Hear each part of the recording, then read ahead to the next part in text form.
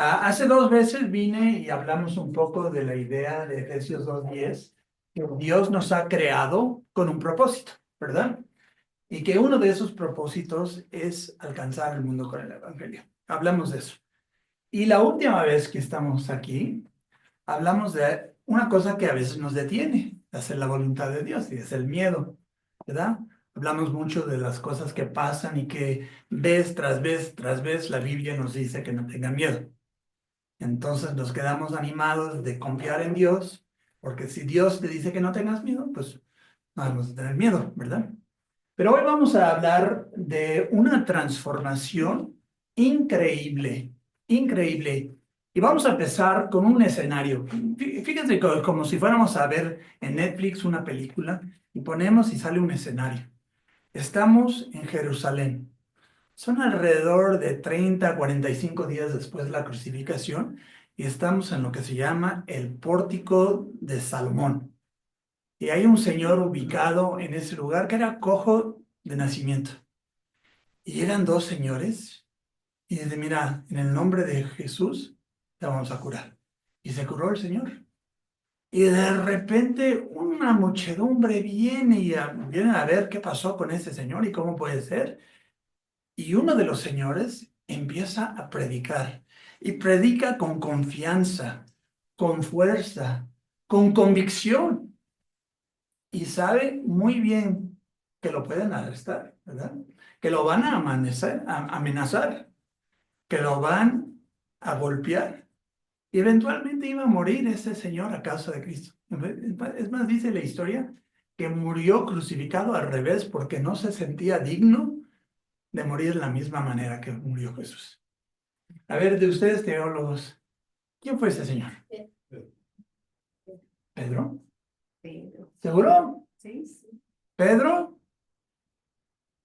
Se me hace raro. Vamos a ver. Vamos a conocer quién es este Pedro. Vamos a visitar en breve un perfil. Y digo en breve porque les voy a aconsejar que ustedes estudien mucho la vida de Pedro, porque es un señor fascinante. Y yo identifico, y les voy a contar al final por qué, yo identifico mucho con Pedro. Pero vamos a ver quién es. Primero lo conocemos en Marcos capítulo 1, donde Jesús sana a su suegra. Pero sí se quedó impresionado porque la próxima vez que Jesús, están ellos pescando en el mar y Jesús dice, síguenme y serán pescadores de hombres. Y Pedro, sin discusión, sin argumento, sin excusa, bota todo y empieza a seguir a Jesús. Entonces vemos en este escenario que Pedro es el obediente, ¿verdad que sí? Que obedece al Señor, dice, sígueme y lo sigue. ¿Ok? Vamos a ver otro escenario que les voy a leer en Mateo 14:22 si lo quieren ver. Al rato, no sé si los días. Si yo te di un versículo, me dices, porque se me olvidó quién tiene qué. Pero es otra etapa con Pedro. El escenario es que Jesús se fue a orar solo y los discípulos se fueron en un barco, en el mar. De repente hay una tormenta. Y ahí en el mar están los discípulos y de repente ven a Jesús caminando en el agua. ¿Imaginan? No lo podemos imaginar nosotros, que alguien pueda caminar en el agua, pero ahí está.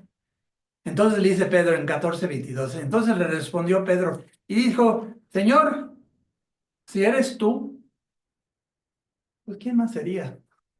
¿Quién más podría caminar el agua? ¿El carnicero? La verdad. Si eres tú, dice, manda que yo vaya a ti sobre las aguas. ¿Y qué le dijo Jesús? Dijo, ve. Y luego Pedro, descendiendo Pedro de la barca, andaba sobre las aguas para ir a Jesús. 1, 2 pasos. De repente ve el viento y el agua y se empieza a hundir. Y dice, ay, Señor, sálvame. Al momento Jesús extendió la mano, asió y dijo, hombre de poca fe, ¿por qué dudaste? Entonces ahora vemos a Pedro en otra luz, ¿verdad? Que tenía una fe condicional. Si eres tú, y luego dudó. Un Pedro es el dudador. Pero seguimos. Otra etapa.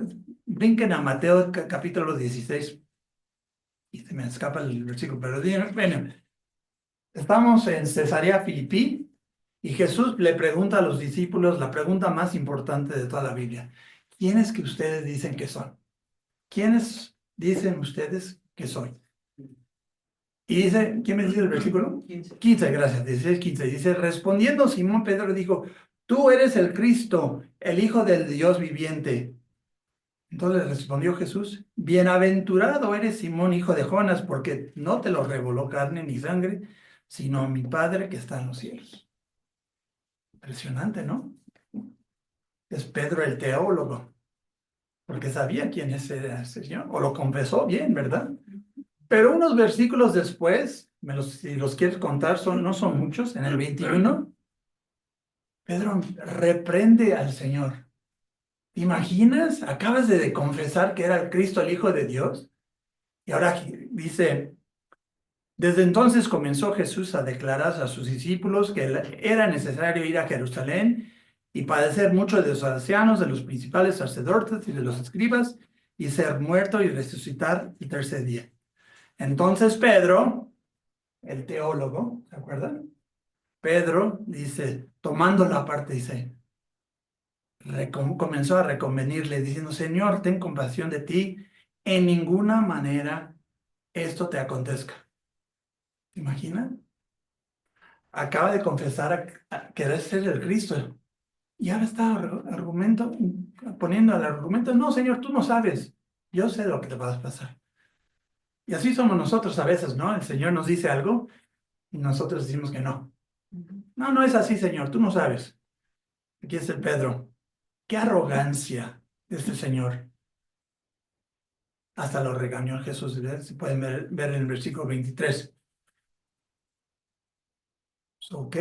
Tenemos Pedro el obediente, Pedro el dudador, Pedro el teólogo, Pedro el arrogante. ¿Ven que es un señor de muchos contrastes? ¿Verdad que sí? Si quieren saltar al libro de Juan 6:68, otra escena en la vida de don Pedro, o San Pedro si prefieren.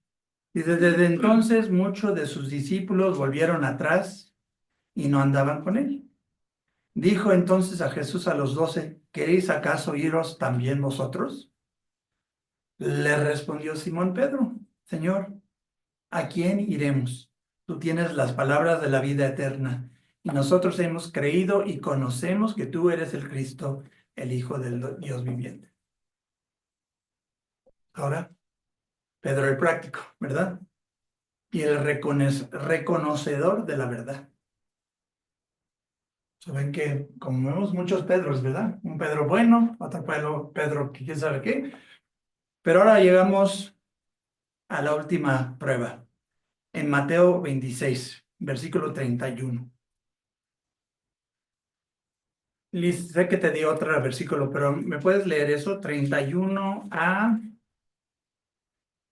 35, por favor. Dice, esta misma noche les dijo Jesús, todos ustedes me abandonarán porque escrito está, heriré al pastor y se dispersarán las ovejas del rebaño.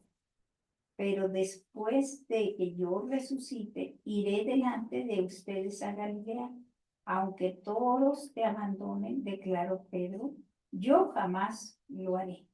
Te aseguro, le contestó Jesús, que esta misma noche, antes de que cante el gallo, me negarás 3 veces. ¿Hasta ahí? Está bien. Pedro le dijo, aunque me sea necesario morir contigo, no te negaré. Otro Pedro. El Pedro que hace promesas falsas, ¿verdad? Que dice, te prometo, te juro que nunca te voy a abandonar. Estoy dispuesta a morir por ti. Pues, ¿qué pasó? Pues llegaba la última hora, ya están en el jardín, ¿verdad? Dice que orando, pero los discípulos dormidos. Llegan los soldados a arrestar a Jesús. Pedro se levanta y le corta la oreja ¿a quién? ¿Se acuerdan? Uno de los soldados. No, al esclavo del estado. No era tan brava de cortarle la oreja al estado. Uno de los esclavos. Sí. Entonces, Jesús le dice que no y arrestan a Jesús y se los llevan. Pero Pedro se va a asomar al juicio y ¿qué pasa? A ver, ¿quién me lee en el versículo 69 qué pasó? Versa, ¿me lo lees? El 69 al 75, por favor. Pedro estaba sentado afuera en el patio y se le acercó una criada diciendo, tú también estabas con Jesús el Galileo. Mas él negó delante de todos, diciendo, no sé lo que dices. Saliendo él a la puerta, le vio otra y dijo a los que estaban allí, también ésta estaba con Jesús el Nazareno. Pero él negó otra vez con juramento, no conozco al hombre. Un poco después, acercándose los que por allí estaban, dijeron a Pedro, verdaderamente también tú eres de ellos, porque aún tu manera de hablar te descubre. Entonces él comenzó a maldecir y a jurar, no conozco al hombre, y enseguida cantó el gallo. Entonces Pedro se acordó de las palabras de Jesús, que le había dicho, antes que el gallo cante, me negarás 3 veces, y saliendo fuera, lloró amargamente. Wow. ¿No hay un dicho en español que dijo, qué bajo caíste? El Pedro acaba de prometerle a Jesús que no lo iba a negar, que estaba dispuesto de morir por él, y a pocas horas. Miren, ahora vemos Pedro el miedoso, ¿sí? Pedro el mentiroso, porque no mintió, que no lo conozco, dice, es una mentira. Pedro el cobarde, Pedro el grosero, hijo de maldades, ¿verdad? Wow. Y por fin Pedro el triste y Pedro el fracasado. Fracasó, ¿no? Pedro lloró. Ese es el Pedro. ¿Quién es este Pedro?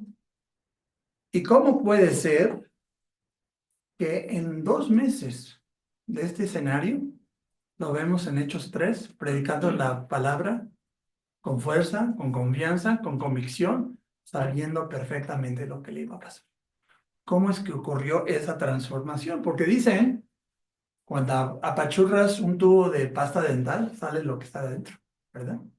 Igual nosotros, cuando las cosas se ponen difíciles y nos apachurra la vida, se descubre quiénes somos verdaderamente. Y en estos momentos se ve muy mal, Pedro, ¿sí? ¿Sí? ¿Se quedan ustedes asombrados que pudo cambiar de este señor al señor de Hechos 3? Pues ¿alguien tiene Hechos 3? Creo que es el versículo 12. Pues mira lo que dice Pedro de sí mismo. Viendo esto, Pedro respondió al pueblo, varones israelitas, ¿por qué os maravilláis de esto? ¿O por qué ponéis los ojos en nosotros, como si por nuestro poder o piedad hubiésemos hecho andar a este? Entonces Pedro les dice, todos notaron que había una transformación, ¿no? Ellos sabían quién eran estos cuates, pero los sacerdotes y los soldados dijeron, ya nos deshacemos de este problema con Jesús, lo matamos, y se huyeron todos los discípulos, pero ahora otra vez con estos cuates que están hablando otra vez de Jesús. Dice, ¿por qué maravilláis de esto? ¿Por qué les sorprende eso? ¿Y acaso creen que fue de nuestro poder que podíamos hacer esto? Entonces, ¿qué es lo que ocurrió en la vida de Pedro con una transformación? Pues la Biblia nos da unas pistas de lo que pasó. Sabemos que después que murió Jesús y resucitó, apareció varias veces, ¿verdad? Muchas gentes en diferentes escenarios, ¿ok? Pero al final, en Hechos 1:8, sé que alguien le he dicho unos 8. 1:8, me lo vas a leer en un momento. El escenario es que es la última cosa que nos va a decir Jesús antes que se vaya. Y los discípulos pensaron que Jesús era un salvador político que los iba a quitar de la opresión de Roma. Pero Jesús tenía otra idea. Y eso es lo que dice en Hechos 1:8. Hermana, por favor. Dice, pero recibiréis poder cuando haya venido sobre vosotros el Espíritu Santo, y me seréis testigos en Jerusalén, en toda Judea, en Samaria y hasta en lo último de la tierra. O sea, Jesús les dice, ustedes no se preocupen de cuándo voy a poner mi reino y todo esto, pero van a recibir ustedes poder para ser mis testigos hasta el fin de la tierra. So fue el poder de Dios, aquí los dijo Hechos 3:12, Pedro dice, no fue mi poder que hizo eso, el poder de Dios. Fue el poder de Dios que Jesús promete aquí en Hechos 1:8, que cambió las vidas. Ahora, ¿Quién me ayuda con mi español? ¿Ese dispositivo cómo se llama? ¿Perdón? Cargado ¿Cargador? ¿Y para qué sirve? para cargar un dispositivo. Como un teléfono, ¿verdad? Sí. Ustedes jóvenes no se creen que nosotros los mayores, antes no teníamos esto, ¿verdad? No teníamos de teléfonos, pero ahora ni podemos vivir sin esto, ¿verdad? Cuando vayamos a una parte y se nos olvida, ay, la ansiedad que el teléfono se va agotando, ay, no tengo para cargar, no tengo para tener poder. Pues, ¿cómo es que vamos nosotros? Y eso lo sabemos usar, ¿verdad? Hago así y luego, ¿qué hago con esto? ¿Qué hago con esto? Al contacto. Lo enchufo en la pared, enchufo el teléfono, de repente le da poder a mi teléfono y le da ganas al teléfono, ¿sí? Pues, ¿cómo nosotros nos vamos a enchufar al poder de Dios? Cuando nos sentimos agotados espiritualmente, ¿cómo es que nos vamos a enchufar?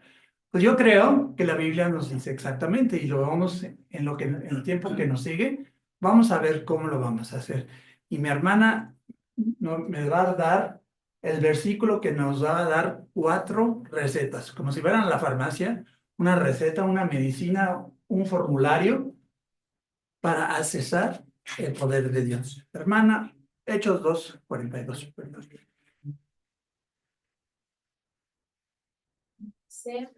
Y perseveraban en la doctrina de los apóstoles, en la comunión unos con otros, en el partimiento del pan y en las oraciones. ¿Ok?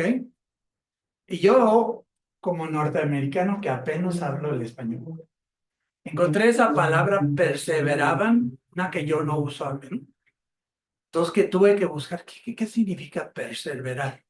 Ser constantes. Constante, ok, me gusta, y lo hacían consistentemente, ¿verdad? Con frecuencia, ¿verdad? Entonces, 4 cosas que hacían. La primera, que la hermana leyó, en la doctrina de los apóstoles. La primera receta para ustedes, para nosotros, para mantener el poder de Dios, es la palabra de Dios. La doctrina de los apóstoles.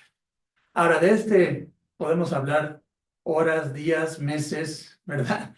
De la palabra de Dios y su importancia, ¿verdad? Pero yo quiero compartir con ustedes uno de mis versículos favoritos, que es el Salmo 19, 7-10. La ley de Jehová es perfecta, que convierte el alma. El testimonio de Jehová es fiel, que hace sabio al sencillo. A ver, espérame un tatito. ¿Qué hace quién? ¿A quién? Que hace sabio al sencillo. Ok, ¿quién quiere ser sabio aquí en este cuarto, en este salón? ¿O prefieren ser sencillos? Aquí nos dice que la palabra de Dios nos puede hacer sabios. No queremos ser sencillos. Aquí nos dice, siguiendo por favor. Los mandamientos de Jehová son rectos, que alegran el corazón.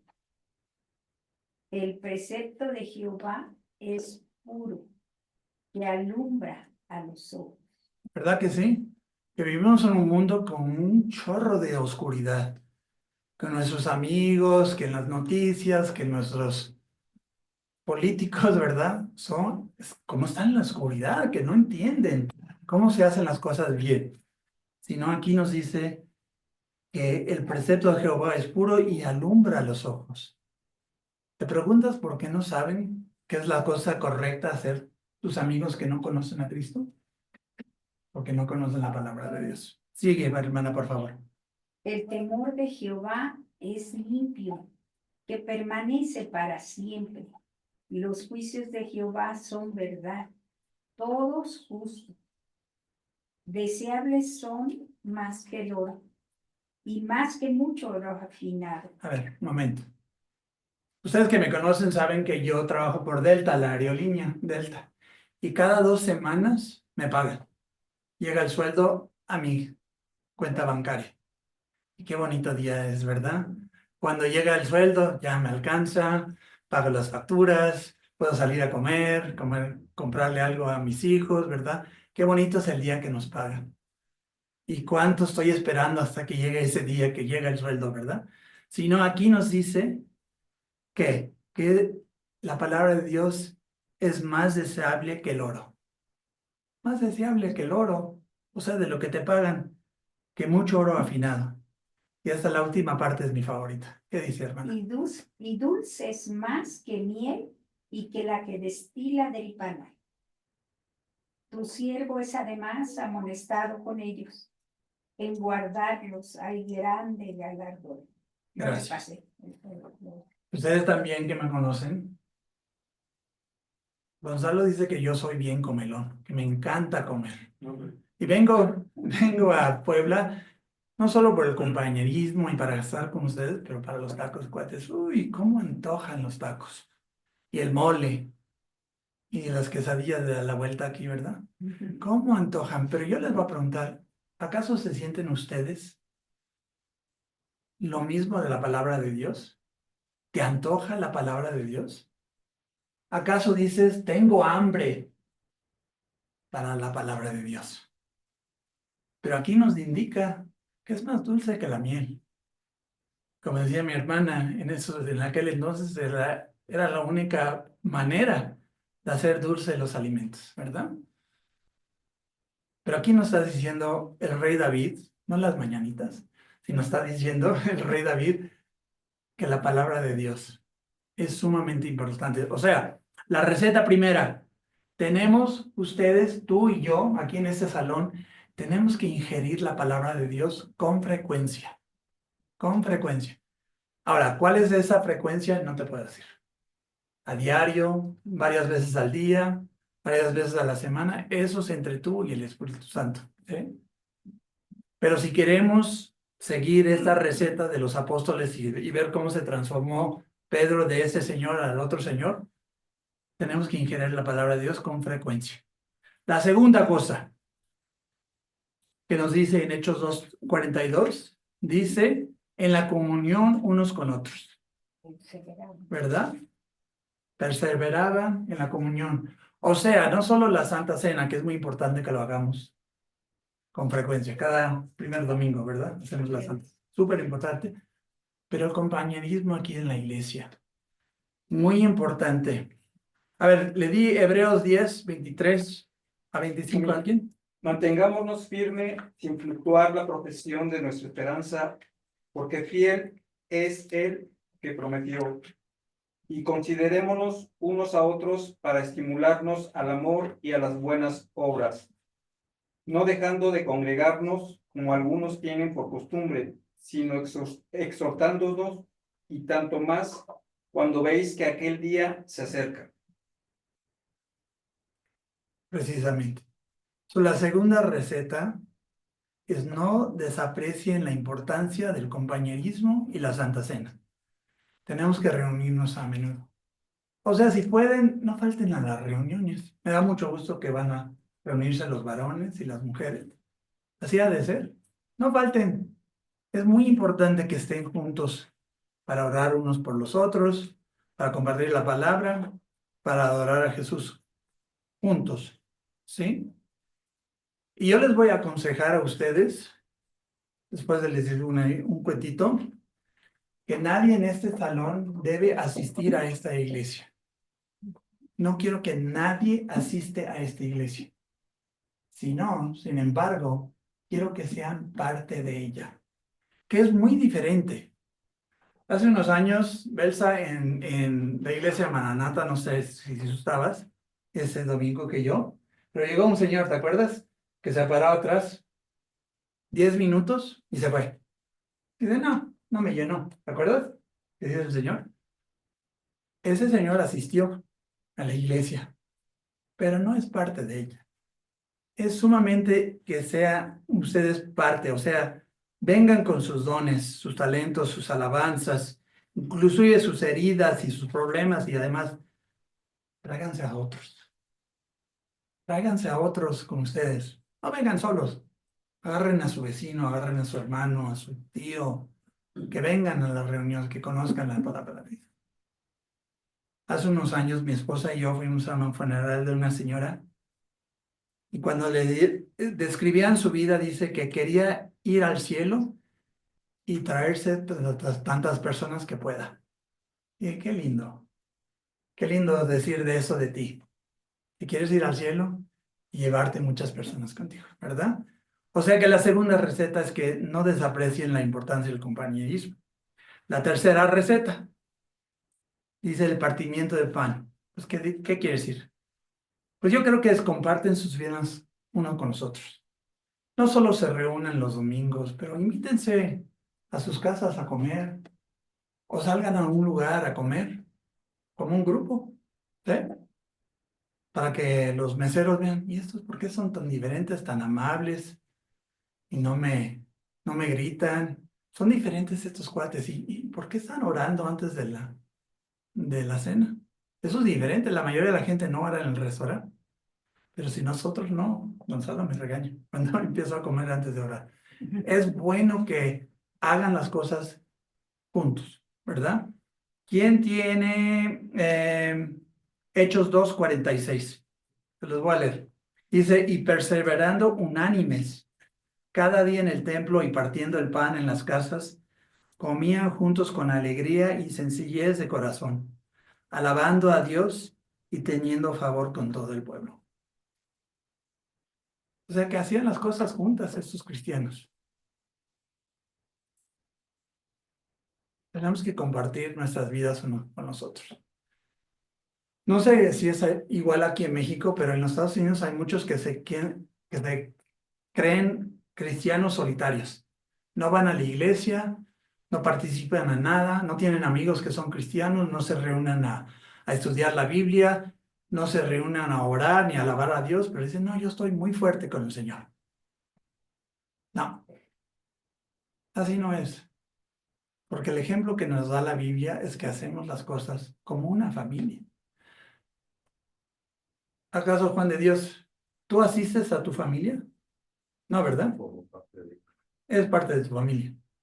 No asistimos a nuestro matrimonio, ¿verdad? Somos parte, pareja, unidos, haciendo las cosas juntas con una meta, ¿verdad? Y así vamos de ser aquí en Árbol de Vida como una iglesia.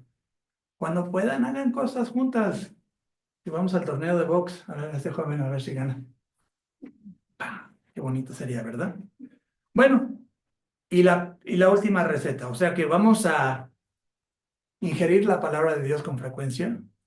No vamos a despreciar el compañerismo y la importancia de reunirnos los domingos. Vamos a compartir nuestras vidas unos con los otros. Y la cuarta dice, no, dice, y en 2:42 dice, partimiento del pan y en las oraciones. No cesen de orar. ¿Quién tiene Filipenses 4:6? Amigo. Por nada estéis afanosos, si no sean conocidas vuestras peticiones delante de Dios en toda oración y ruego, con acción de gracias. Sigue la próxima, por favor. Y la paz de Dios. Y la paz de Dios, que sobrepasa todo entendimiento, guardará vuestros corazones y vuestros pensamientos en Cristo Jesús. ¿Cuántos de ustedes quieren la paz de Dios? ¿Yo? Yo de seguro. Yo de seguro, yo siempre quiero la paz de Dios. Y aquí nos dice, si oramos, si le ponemos nuestras peticiones ante el Señor, la paz de Dios que sobrepasa todo el entendimiento.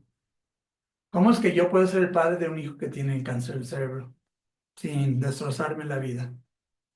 Es difícil, pero la paz de Dios que sobrepasa todo el entendimiento es que me vigila.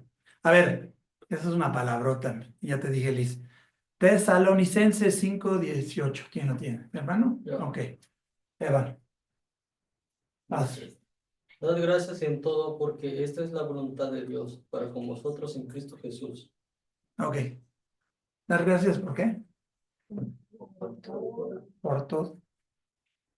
En la Reina Valera es un poco más preciso el lenguaje, dice, orad en todo.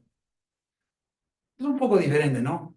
No siempre tenemos que dar gracias por todo, pero en cada situación le damos gracias al Señor, no importa lo que sea.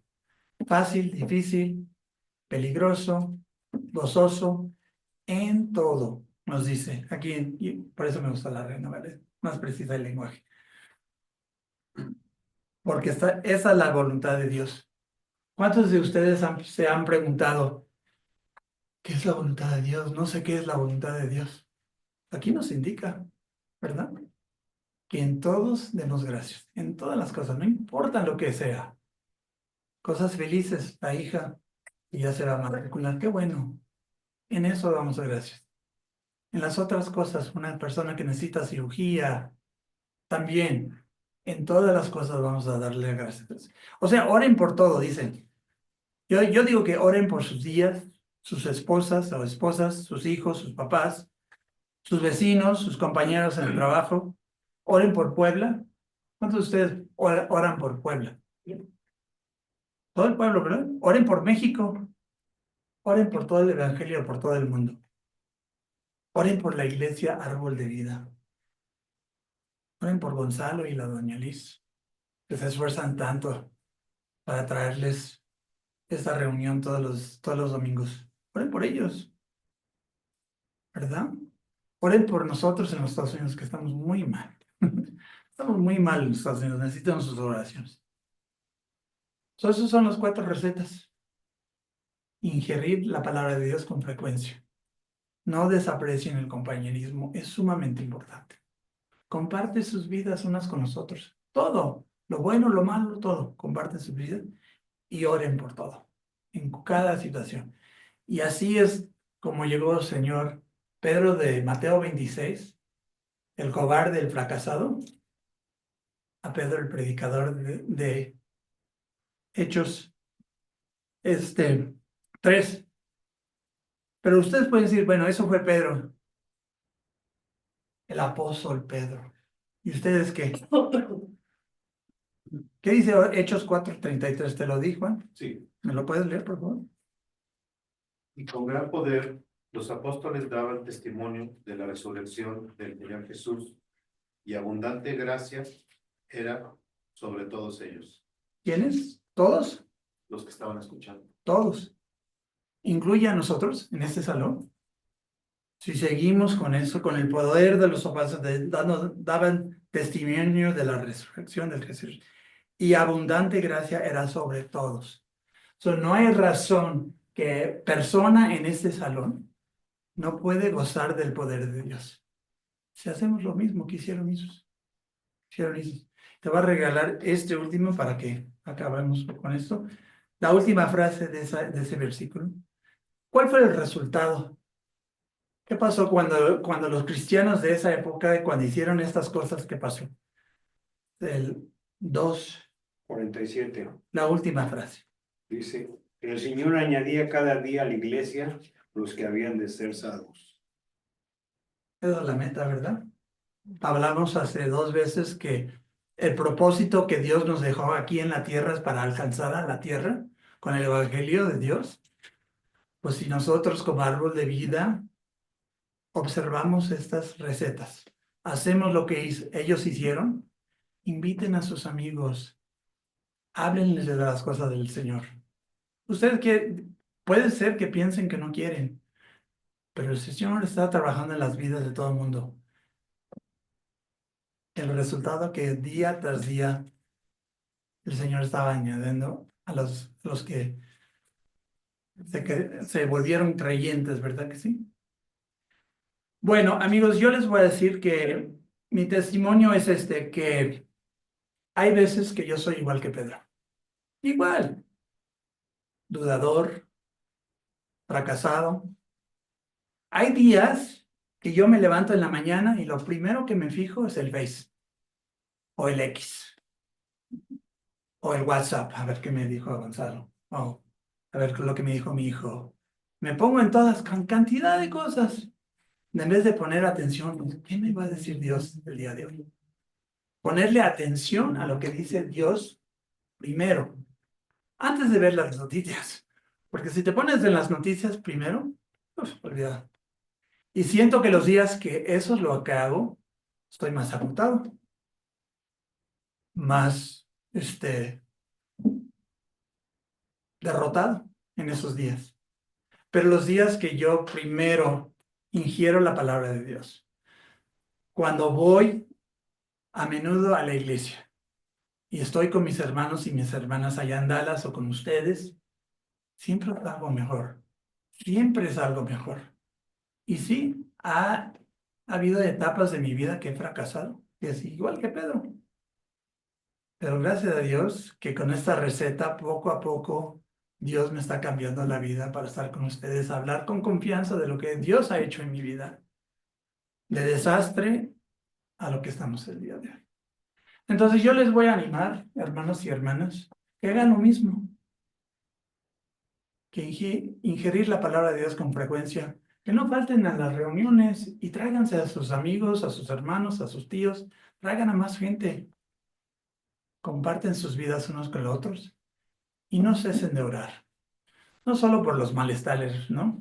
Pero por todas las cosas que podemos poner ante Dios y gracias a Dios que tenemos un Dios que considera todo, no solo quien está enfermo, ¿verdad?